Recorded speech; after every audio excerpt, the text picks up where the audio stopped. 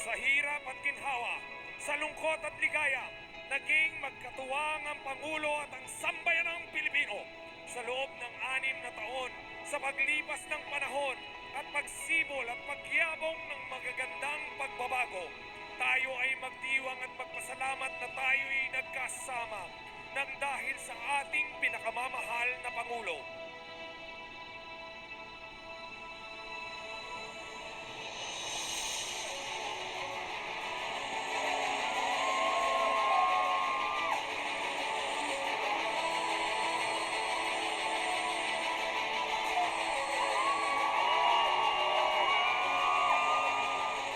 Sa loob ng 6 na taon, magpasalamat tayo sa Panginoong lumikha.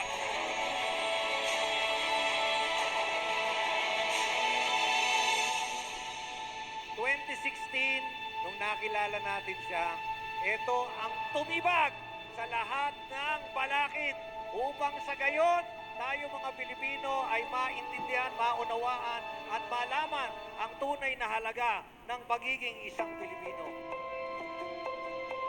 Pahiram nyo sa amin ang inyong mahal na Rodrigo Duterte para matikman namin ang kasaganahan ng Davao.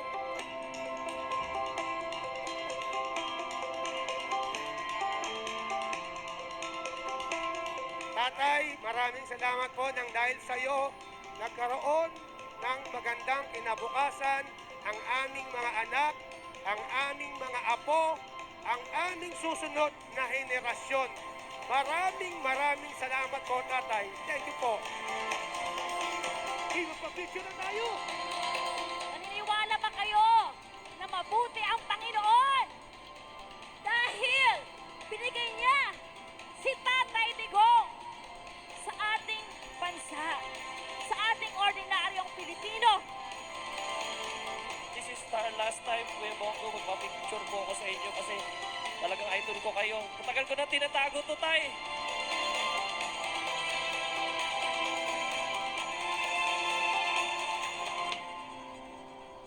O madalas nagmamahal sa bansa ang nag-iisang Rodrigo Duterte. Maraming salamat po, Pangulo. Pero ang una-una, palakpakan niyo po ang inyong mga sarili dahil po kahit umulan, mainit ang araw, nandyan pa rin po kayo. Ito po ay karangalan na natin na maharap kahit daw yan po ang ating inabot. Dahil kaharap po natin at bilang karangalan na rin natin na paglingkuran tayo ng isang taong binuhos ang kanyang pagod, oras, puyat para sa ating sambayanang Pilipino.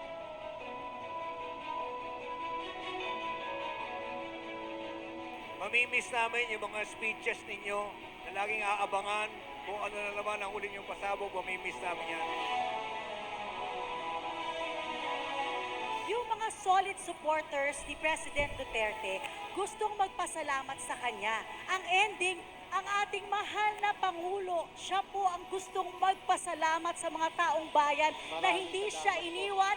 Tuloy-tuloy ang suporta. Hindi ka Kaya namin para sa iniwan. inyo po ito.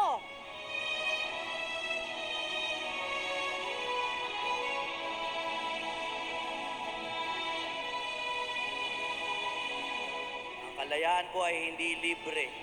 May nagbabayad at ang nagbayad for the last 6 years ay ang nag-iisang Rodrigo Roa Duterte.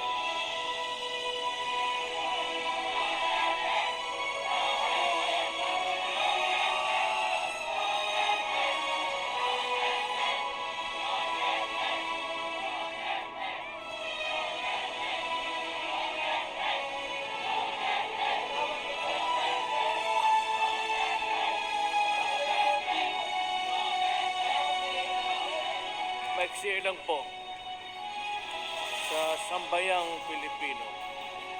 Maraming salamat sa inyo.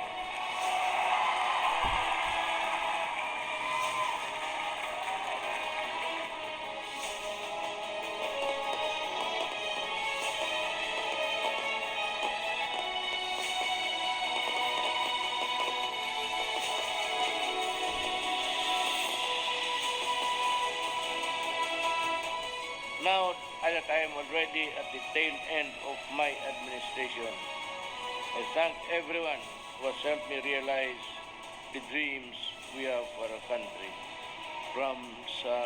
Galing sa ilalim ng puso ko, salamat for making me president.